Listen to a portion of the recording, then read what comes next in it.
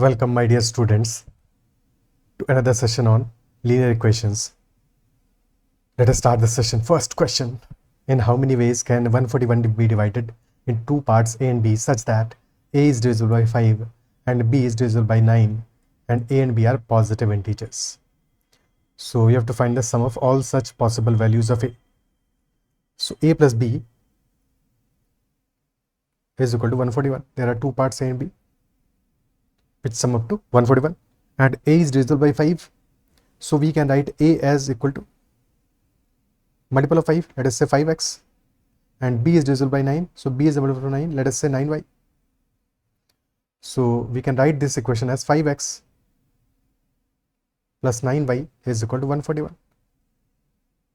अब तो उसी फॉर्मेट में कन्वर्ट हो गया इक्वेशन जिसमें कि हम सॉल्व कर रहे हैं क्वेश्चंस को पिछले कुछ सेशन में. Is that so? सॉल्व हो जाएगा इसके बाद में. तो 5x plus 9y is equal to 141. Hence 5x will be equal to 141 minus 9y. y is equal to 0 पे सॉल्यूशन मिलेगा नहीं, because 141 is neither a multiple of 9 nor a multiple of 5. y is equal to 2 पे नहीं मिलेगा, y is equal to 3 पे नहीं मिलेगा, y is equal to 4 पे मिलेगा. y is equal to 4 पे वैल्यू क्या आएगा? 9 into 4 36. 141 minus 36 is 105. So x will be equal to 21. X will be equal to 21. So first solution will be 21 and 4. And we know that values of x depend on coefficient of y, which is 9. So next value will be 21 minus 9, which is 12. And then next value will be 12 minus 9, which is 3. इसके बाद values negative हो जाएगा. So there are only three possible solutions: 21, 12 and 3 for x. और y के लिए values आ जाएगा 4. Then next value will be dependent on coefficient of x, which is 5. 4 plus 5 9, and then next value will be 14, because this value of x was maximum, and hence x will be decreasing after that, and this value of y was minimum, so y will be increasing after that. Is that clear? There are total 3 solutions. The first question का answer in how many ways is the answer is equal to 3. Total 3 ways are there. But the second question is find the sum of all such possible values of A. Sum of all such possible values of A. Okay, so a is equal to 5x. a यानी कि 5x का value पूछ रहा है हमसे. ठीक है, ये बात ध्यान रखना है, गलती से x की वैल्यूज को सम अप करके आंसर नहीं कर देना है. तो sum of all such possible values of a क्या आ जाएगा? 21 इंटू 5, 12 इंटू 5, 3 इंटू 5. ठीक है, फर्स्ट नंबर होगा 21 into 5, 12 into 5 and 3 into 5. Okay, तो sum will be 21 plus 12 plus 3 into 5. 5 को कॉमन ले लोगे, 21 plus 12 is 33 plus 3 36. So this will be 36 into 5 and hence equal to 180. So our answer will be 180. 180. ठीक है, but ये तो तब है जबकि हमारी नंबर ऑफ वैल्यूज कम है, सिर्फ 3 वैल्यूज है. अगर नंबर ऑफ वैल्यूज ज़्यादा होंगे तो हमारा अप्रोच क्या होना चाहिए? देखो एक चीज़ ऑब्जर्व करो, इन ऑल सच केसेस हमारा जो x का सीरीज बन रहा है, x की वैल्यूज का जो सीरीज बन रहा है, that series in arithmetic progression, एक AP फॉर्म कर रहा है. तो अगर हम उस AP का एवरेज वैल्यू ले लें, एवरेज वैल्यू क्या है? 12 है. 12 है, isn't it so? Average value 12, और उस एवरेज वैल्यू को मल्टीप्लाई कर दें नंबर ऑफ सॉल्यूशंस से, सो क्या आंसर मिल जाएगा हमें? 12 is average of x. So x का एवरेज आया है 12, बट हमें चाहिए 5x because a is equal to 5x. So average into 5, this will be average value of a, this will be average of a. So average का a का average आ गया 60, but number of solutions is 3, तो multiply by 3, result will be 180. अब इस question में लग रहा होगा कितना करने की क्या जरूरत है, इजीली हमारा आंसर निकल रहा है.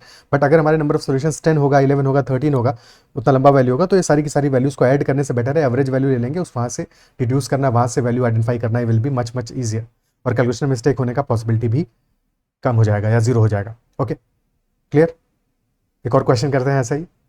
सो next question is in how many ways can 225 be divided into 2 parts A and B such that A when divided by 5 leaves the remainder of 3 and B when divided by 9 leaves the remainder of 5. It is also given that A and B are positive integers. So we have to find the average of all such possible values of A. What will be average of all such possible values of A? So A plus B is equal to 225.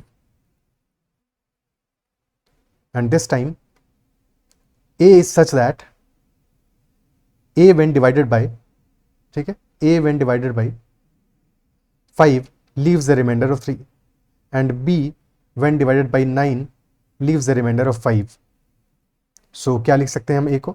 We can write A as, since when A is divided by 5 it leaves the remainder of 3, so A is 5 का multiple plus 3. multiple of 5 plus 3. So A will be equal to, let us say 5x plus 3. Okay. Similarly, B is multiple of 9 plus 5. So this can be written as 9y plus 5. And sum of these two is equal to 225. So the equation becomes 5x plus 9y is equal to 225 minus 8. 225 minus 3 plus 5, 225 minus 8, which is 217. So we need to solve this equation. 5x plus 9y is equal to 217. So 5x can be written as 217 minus 9y. At y is equal to 3, we will get 27. 217 minus 27 में 0 मिल जाएगा unit digit पे, यानी कि multiple of 5 मिल जाएगा. सो eight y is equal to 3 we will be getting 190. 5x is equal to 190, so x will be equal to 38. भाई 5x आ जाएगा 190, so x will be equal to 38. x आ जाएगा 38. So first solution हमें मिल गया that x is 38 and y is 3. Okay, x is 38, y is 3. Next solution of x, since x का this is maximum value and y का this is minimum value. अच्छा, हमेशा अगर तुमसे कभी गलती हो रहा है, एक काम और किया करो कि जैसे ही तुमने फर्स्ट वैल्यू निकाला है, कभी ऐसा पॉसिबल हो सकता है किसी पर्टिकुलर केस में कि तुम्हें जो फर्स्ट वैल्यू क्लिक करे वो 3 ना क्लिक करके कुछ इसके बाद का वैल्यू क्लिक कर जाए. तो हमेशा एक बार देख लो, जैसे y का मिनिमम वैल्यू 3 आ रहा है हमारा, ठीक है. सो एक बार सब्ट्रैक्ट करके चेक कर लो कि y का उससे पहले वाला वैल्यू निगेटिव आ रहा है या नहीं आ रहा है. बिकॉज अगर पॉजिटिव आ रहा है दैट मीन्स कि तुमने एक सॉल्यूशन स्किप कर दिया है. कभी ऐसा गलती हो सकता है, 99% केसेस में नहीं होगा बट किसी केस में हो सकता है. तो एक बार ये वेरिफिकेशन भी अपने दिमाग में रखोगे तो बेटर रहेगा, ठीक है. बिकॉज एक्स का कोफिशिएंट क्या है, 5 है, तो डेफिनेटली 3 इज लेस देन 5, तो हमारा सॉल्यूशन पहला ही है, y की मिनिमम वैल्यू है. बट अगर ये 5 से बड़ा सॉल्यूशन होता देन डेफिनेटली इससे पहले एक वैल्यू और आ रहा होता जो कि अभी तक हमने चेक नहीं किया है. So we have to check that value as well. Okay, so first solution is 38 and 3. Next solution of x will be lesser than 38 and we have to subtract coefficient of y which is 9.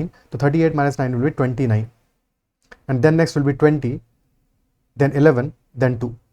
So there are 5 solutions, 38, 29, 20, 11 and 2, okay, for x, and we need to find out average of all such possible values of a.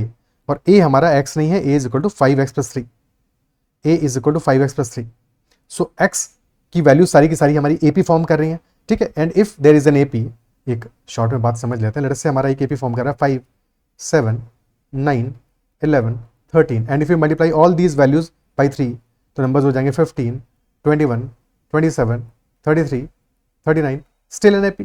This was an AP. Multiply करने के बाद भी it is an AP. And now if you add 4 in each numbers will be 19, 25, 31, 37, 43. Still an AP. अभी भी AP form हो रहा है क्योंकि अभी भी कॉमन डिफरेंस, पहले वाले केस में कॉमन डिफरेंस 2 का था, but when you multiplied by 3 common difference भी मल्टीप्लाइड हो गया 3 से, और कॉमन डिफरेंस हो गया 6 का हो गया. But when we added 4 in each term still हमारा कॉमन डिफरेंस 6 का ही रहेगा. So this is still an AP. Is that so? तो अभी भी तो एपी फॉर्म हो रहा है.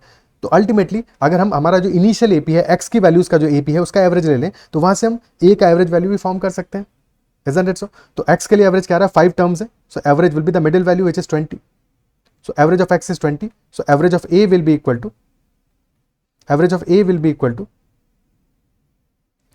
x का average which is 20. 5x plus 3 था तो 5 into x average plus 3,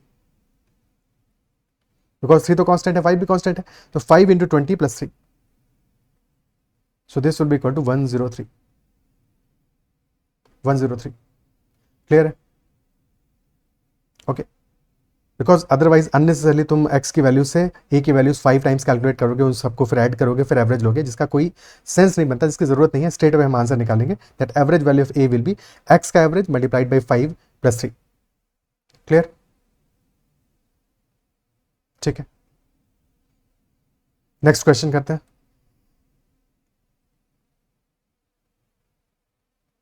और अगर डाउट आ रहा हो यहाँ पे तो फिर एक बार अपने एंड से मैनुअली इस क्वेश्चन में निकाल के चेक कर लेना कि क्यों ऐसा हो रहा है.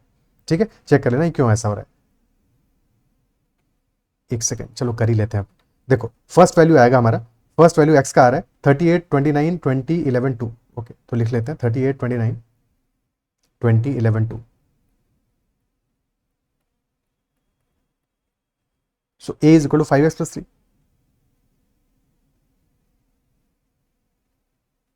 ठीक है, so this will be 38 into 5, 190 plus 3, 193, 29 plus 5, 145 plus 3, 148, 20 into 5, 100 plus 3, 103, 11 into 5, 55 plus 3, 58, 2 into 5, 10 plus 3, 13. So you can see all these values are also in AP. और कॉमन डिफरेंस कितना आ रहा है हमारा, x में कितना था, कॉमन डिफरेंस 9 का था, तो 9 into 5, 45 का कॉमन डिफरेंस आ रहा है.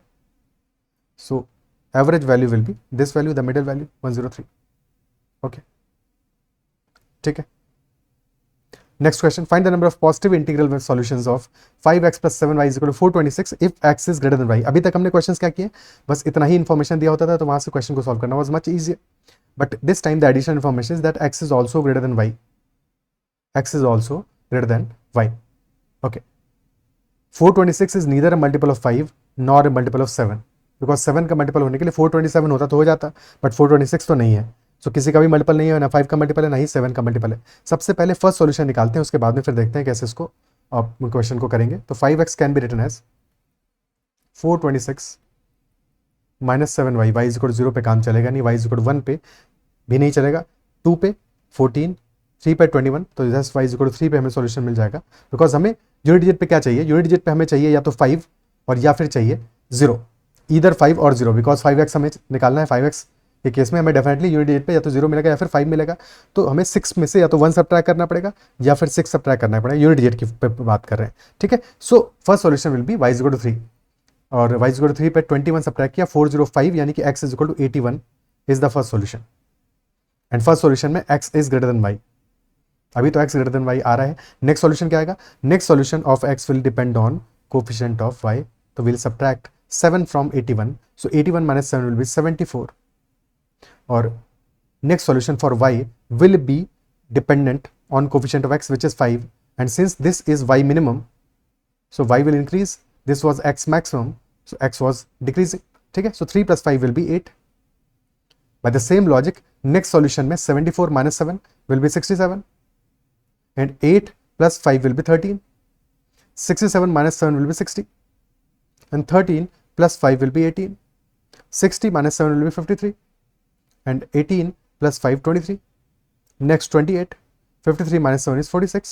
46 minus 7 is 39. 28 plus 5 is 33. Or next solution, 39 minus 7 is 32. And 33 plus 5 is 38. So now 32 is less than 38. So इतने ही solutions मिलेंगे. काम के solution कितने हुए, 1 2 3 4 5 6 7. 1 2 3 4 5 6 7. Total 7 positive integral solutions are there. 7 positive integral solutions are there. Okay. Just in case if we got y is equal to 0 for some solution, तो उस solution को हमें remove करना पड़ता है, because positive integral solution चाहिए तो y is equal to 0 नहीं होगा.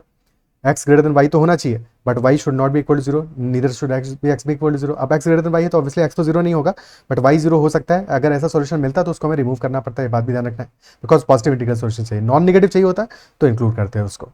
छोटी बात है मगर इंपॉर्टेंट बात है. ओके, बट ये तो हो गया क्योंकि हमारा यहाँ पे 7 सॉल्यूशंस थे. बट लेट अस से 15 सॉल्यूशंस होते, 20 होते, तब फिर हम मैनुअली कितना देर तक ये एफर्ट करते रहते. तो क्या स्मार्ट अप्रोच नहीं लगाएंगे ऐसे किसी क्वेश्चन में? बिल्कुल लगाना चाहिए. और स्मार्ट अप्रोच क्या होगा ऐसे क्वेश्चन को सॉल्व करने का, उसको भी समझते हैं. ठीक है, पहला सॉल्यूशन तो देखो तब भी निकालना पड़ेगा हमको. फर्स्ट सॉल्यूशन तो तब भी चाहिए होगा, that 5x is equal to 426 minus 7y. तो first solution was y is equal to 3 and x is equal to 81. x is equal to 81. But now we know कि next solution में क्या आएगा, 81 में will be subtracting 7. तो general solution क्या होगा, general solution क्या होगा, general solution for x and general solution for y.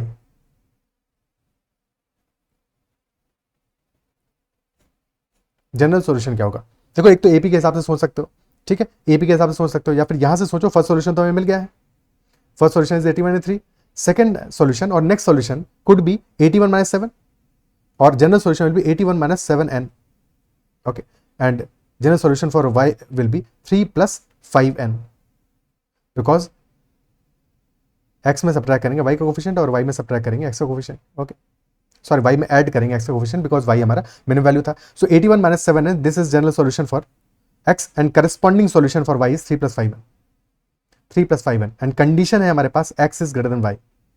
सो ये x is greater than y वाला इनइक्वालिटी लगा दो इन वैल्यूज पे, इन वैल्यूज पे इक्वालिटी लगा तो 81 minus 7 is greater than 3 plus 5n. So 81 minus 3 will be greater than 7n plus 5n, and hence 78 is greater than 12n. So 78 by 12, n is less than 78 by 12. ठीक है, बस उल्टा लिखा है इसलिए साइन उल्टा लगाया है. n is less than 78 by 12 which is 6.5.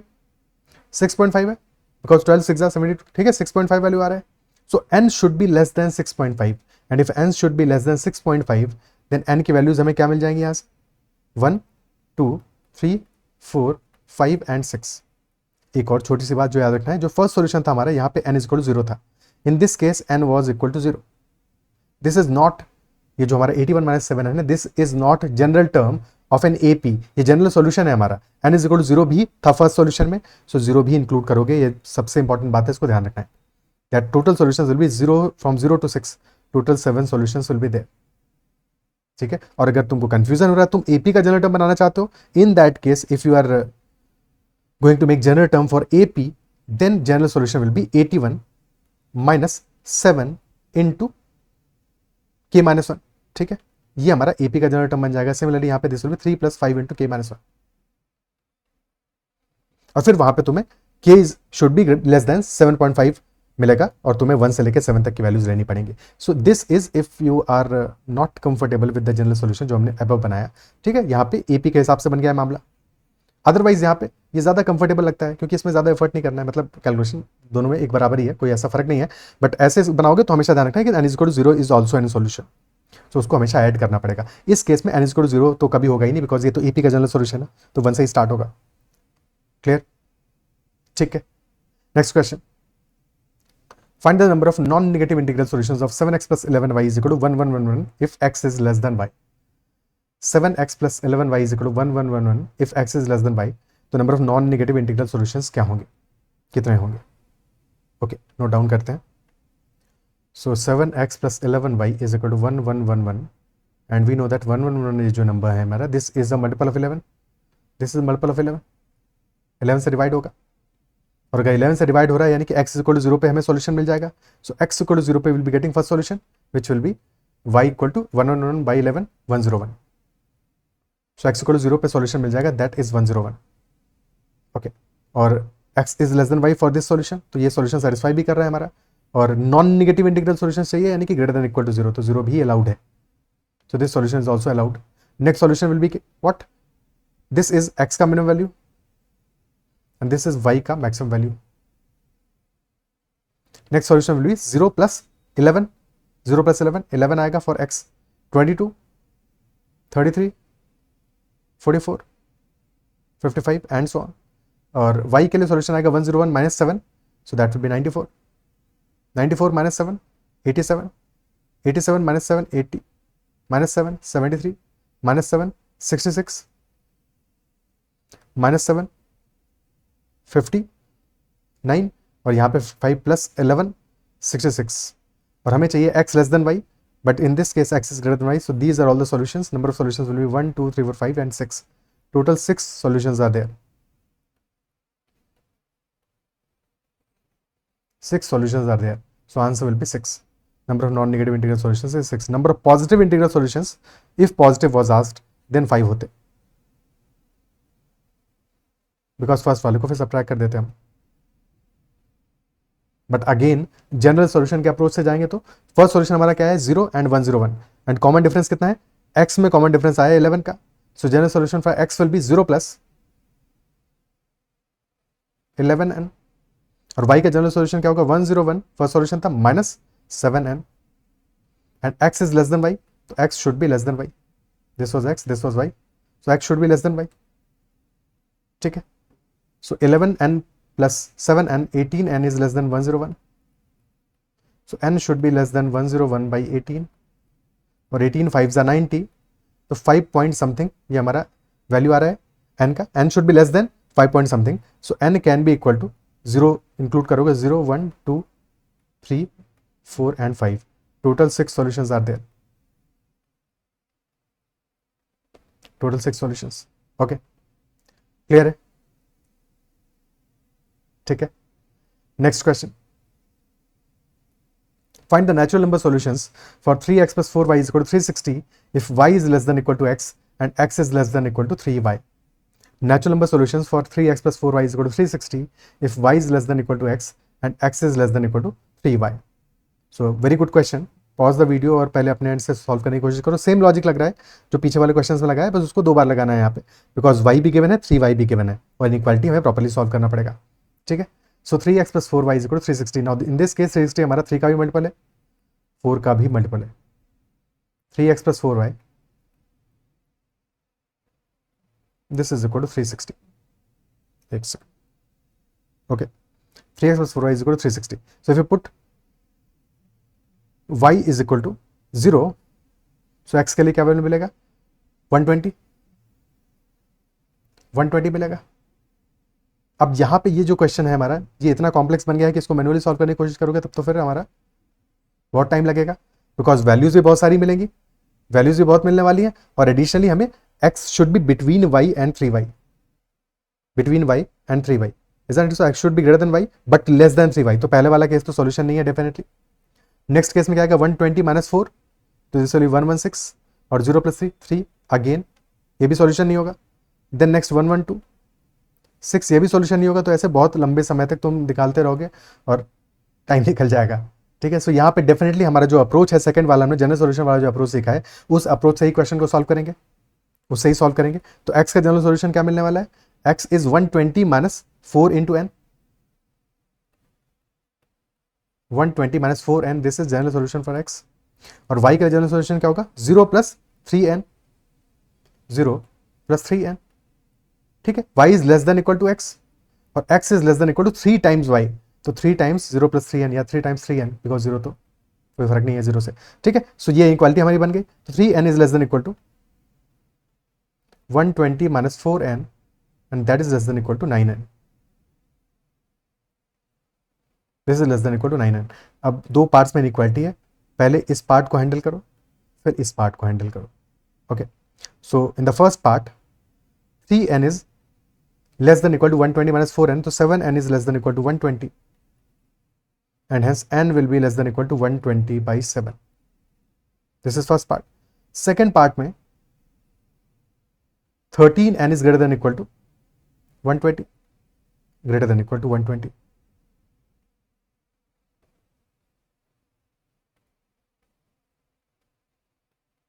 So n will be greater than equal to 120 by 13. यहाँ पे 120 by 7 कितना आएगा? 17 टाइम्स आएगा 119, तो 17 and 1 by 7. So n should be less than equal to 17. ठीक है, it can be equal to 17 or 16 or 15 and so on, and n should be greater than equal to 120 by 13. This is 13 9 point something आ रहा है, so n should be greater than equal to 9. So n cannot be equal to 9 because exactly 9 नहीं आ रहा है, 9 से थोड़ा सा larger value आ रहा है, 9 and 3 by 13 आ रहा है। ठीक है, so 9 से लार्जर वैल्यू आ रहा है, that is why 9 and 3 by 13 आ रहा है। so 9 तो वैल्यू नहीं होगा हमारा। n should be permissible values of n will be 10 11 12 13 14 15 16 and 17, because 17 हो सकता है। so 10 से लेकर 17 तक total number of solutions will be 8 solutions, 8 solutions. is that clear? ठीक है, क्या ये बात समझ में आता है? तो हमारा number of solutions will be equal to 8। एक बार चेक भी कर लेते हैं, लोएस्ट वैल्यू और लार्जेस्ट वैल्यू को एक बार चेक भी कर लेते हैं, वेरीफाई भी कर लेते हैं क्या जाता है, अपना समझ में आ जाएगी चीज़ें। तो 3x plus 4y is equal to 360,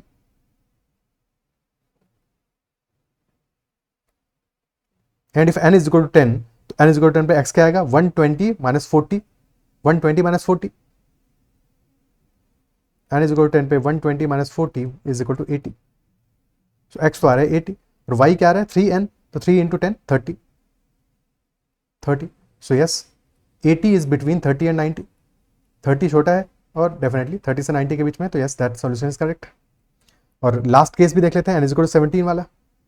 so n is equal to 17 पे 120 minus 51, this will be 69, नहीं 120 minus 4n था, 68 होगा। 120 minus 68 which will be equal to 52, और 3n था y, तो 3 into 51, so yes 52 is greater than 51 but less than 153, so this is also correct। और clearly इसके बाद में फिर y हमारा इंक्रीज हो जाएगा, तो x will be lesser than y, तो इसके बाद में सॉल्यूशन नहीं मैच करेंगे, so this will be the last solution. Clear है? ओके, ठीक है, क्या ये बात अप्रिशिएट कर पा रहे हो? ओके देन एक डिफरेंट टाइप का क्वेश्चन देखते हैं। So ways in which 38 can be divided into three positive numbers a, b and c such that a is divisible by 8, b is divisible by 5 and b is divisible by 7 and c is divisible by 3. Ways in which 38 can be divided into three positive numbers a, b and c such that a is divisible by 8, b is divisible by 7 and c is divisible by 3. So a is equal to a multiple of 8, तो मान सकते हैं a is equal to 8x, b is a multiple of 7, तो b is equal to 7y and c is a multiple of 3, तो c is equal to 3z मान लिया। So 8x plus 7y plus 3z this is equal to 38। But problem यह है कि हमें दो variables में ही इक्वेशन सॉल्व करना आता है। यहाँ पे तो वेरिएबल्स 3 है, कैसे सॉल्व करेंगे? सो अगर 3 वेरिएबल्स हमें गिवन है तो हम इसको भी 2 वेरिएबल्स में कन्वर्ट करके ही सॉल्व कर पाएंगे। सो एक वेरिएबल की वैल्यू हमें एज्यूम करनी पड़ेगी। We will have to assume value of one of the variables, ठीक है। सो लेट अस से 8x को हम एज्यूम कर लेते हैं, x इक्वल टू 1 मान लेते हैं पहले केस में। If x is equal to 1, if x is equal to 1 तो 8x आ जाएगा 8, so this will be 8 plus 7y plus 3z and that is equal to 38 and hence 7y plus 3z is equal to 38 minus 8 30, 38 minus 8 30 and we know कि 7 plus 3 कितना है? 10 आता है। 7 plus 3 10 आता है, तो एक सॉल्यूशन तो हमें यहाँ से दिख ही रहा है, दिखना ही चाहिए कि 7 plus 3 is 10, तो 7 into 3 plus 3 into 3, अगर 3 से मल्टीप्लाई कर दे पूरी इक्वेशन को 30 मिल जाएगा। यानी कि y और z बोथ आर 3, तो वहां पे सॉल्यूशन मिल रहा है हमको, वहां पे सॉल्यूशन मिल रहा है। Isn't it sir? क्या ये पार्ट क्लियर है? ठीक है। अब y का value depends on coefficient of z which is 3। So next value क्या आएगा? अगर हम इंक्रीज करेंगे तो दिस विल बी 6, इंक्रीज करेंगे दिस विल बी 6, बट अगर हम इसको इंक्रीज कर रहे हैं तो z का वैल्यू डिक्रीज करना चाहिए। ये डिपेंड करेगा किस पे? कोफिशिएंट ऑफ y पे। तो 3 minus 7 -4 हो जाएगा, जबकि हमें पॉजिटिव नंबर्स चाहिए, तो ये तो सॉल्यूशन नहीं हो सकता। If we decrease this value तो 3 minus 3 करेंगे तो वैल्यू आ जाएगा 0 and in that case this value will increase, this will B 3 + 7 10। But problem ये हमें पॉजिटिव नंबर्स चाहिए, पॉजिटिव नंबर्स चाहिए, और यहाँ पे हमारा if y is 0 then 7y भी 0 होगा, सो ये भी सॉल्यूशन नहीं हो सकता। There will be only one solution which is 3,3 for x is equal to 1। ठीक है, सो एक सॉल्यूशन हमें मिल गया for x is equal to 1, y and z will be 3,3। Okay, so x y z में एक सॉल्यूशन हमें मिल गया है, दैट इज 133। बट जरूरी थोड़ी है कि x इक्वल टू 1 ही हो, x इक्वल टू 2 भी हो सकता है। So if you put x is equal to 2, this will be 16 + 7y + 3z equal to 38, यानी 7y + 3z हो जाएगा हमारा यहाँ पे। 38 - 16 22, 22 हो जाएगा। y इज इक्वल टू 1 पे 7y विल बी 7, तो 3z विल बी 22 - 7 15। तो yes, y is equal to 1 पे हमें सॉल्यूशन मिल रहा है that z is equal to 5, z is equal to 5। और यहां भी कोई और सॉल्यूशन हमें नहीं मिलेगा, this is the only solution कि y इज इक्वल टू 1 पे हमें मिलेगा z is equal to 5, that is the only solution. Clear है? Okay, if we take x is equal to 3, then 8x will be 24, तो 7y + 3z will be equal to 14। But यहाँ पे if we put y is equal to 1, solution नहीं मिलेगा, y is equal to solution नहीं मिलेगा, because y is equal to पे solution तब मिल जाता अगर हमारे पास नंबर्स पॉजिटिव की बजाय होते नॉन नेगेटिव होते, तो सॉल्यूशन मिल जाता y is equal to 0 और z is equal to 2 and z is equal to 0 वाला सॉल्यूशन मिल जाता। बट सिंस नॉन नेगेटिव नहीं है, पॉजिटिव है, दैट इज वाई ये सॉल्यूशन नहीं काम आएगा। So there is no solution for x equal to 3। And by the same logic x equal to 4 पे भी हमें कोई सॉल्यूशन नहीं मिलने वाला है, x इक्वल टू 4 पे भी कोई सॉल्यूशन नहीं मिलने वाला है, बिकॉज वहां पे तो 7y + 3z will be equal to 6। But again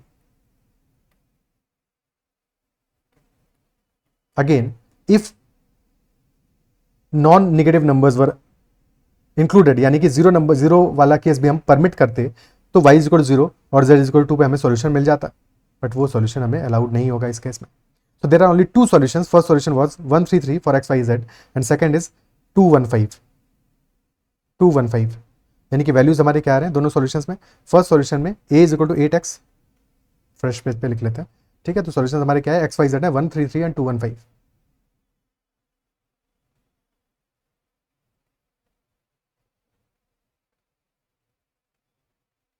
So as far as A, B, C are concerned, A is 8 in first solution, 16 in second, B is 3 into 7, 21 and 7, and C is 3 into 3, 9 and 15. So these are the two solutions, 8, 21 and 9 and 16, 7 and 15. These are the two answers. क्या बात appreciate कर पा रहे हो? ठीक है, okay. यहाँ पे देखो एक पैटर्न हम और पकड़ सकते हैं कि 8 है, एक नंबर हमारा 8 है, that A is divisible by 8, B is divisible by 7 and C is divisible by 3. Now can you connect and make 8 by 7 and 3? The difference between 7 and 3 is 4. So 8 can be written as 2 times 4 or 2 times 7 minus 3. भाई 7 और 3 का difference है 4 का, सो 8 is 2 times 4 और 2 times 7 minus 3. Isn't it so? तो अगर पहला solution हमें मिल गया है, that first solution that we got is 8, 21 and 9. 8, 21 and 9. ठीक है, अब हमें अगर 1 और 8 बनाना है, यानी कि 8 को 16 में कन्वर्ट करना है, if you need to convert 8 into 16, then for that we can use this approach, that 2 times 7 minus 3. So we can take 2 times 7 from the multiple of 7. Okay, यहां से 2 times 7 ले लेंगे, 21 minus 14, तो 7 बचेगा. And then 2 times 3 can be added to this value. So 9 plus 6, this will be 15.